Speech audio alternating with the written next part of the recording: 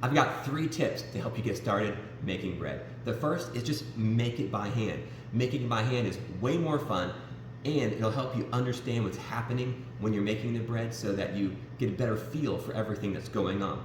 Number 2 is weigh your ingredients. If you weigh your ingredients, you're much more likely for all of your bread to come out better. And the third is use the wet-dry method. We use this method all the time, where we put the wet on one side, the dry on the other, and then right here where the wet and the dry come together is where we start to mix. And this is the beginning of breads, any sort of dough that I'm making, pancake batter, waffle batter. We use the wet-dry method so that you can get a nice smooth beginning to your dough. This problem making dough where all of the flour looks like you have all these big dry pieces of flour that aren't mixing in, there's a super simple solution for it. Just scoop them up, put them in, and then squeeze the dough. Sometimes when you're kneading, some of the dry flour just won't go in from the kneading process, and that's okay. Happens to me all the time. And so the goal is just press it in and get it wet, kind of force it to get hydrated. And once it's forced in, then you go back to the kneading process and it'll start working its way into the dough. And you may have to do this a few times along the way. Scrape up your dry pieces, put them in, push them in, and then go back to the kneading process.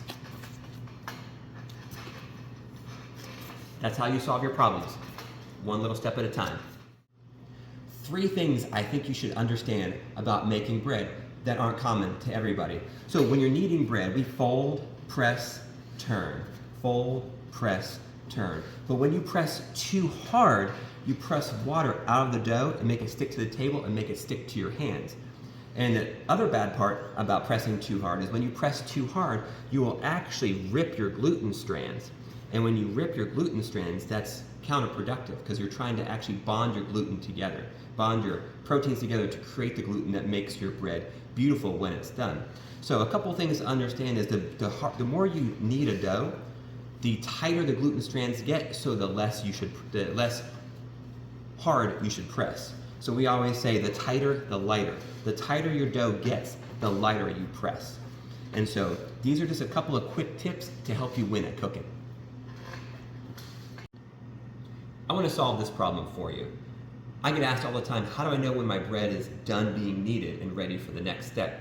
Well, the 2 things I look for are that when you press on your dough, your fingerprint should disappear and it should be smooth on the outside. So we knead by 3 steps in the fold, press, turn, and we just fold, press, turn until those 2 goals have been reached. That it's, when you press on it, your fingerprint should disappear, I'm almost there, and it should be smooth on the outside.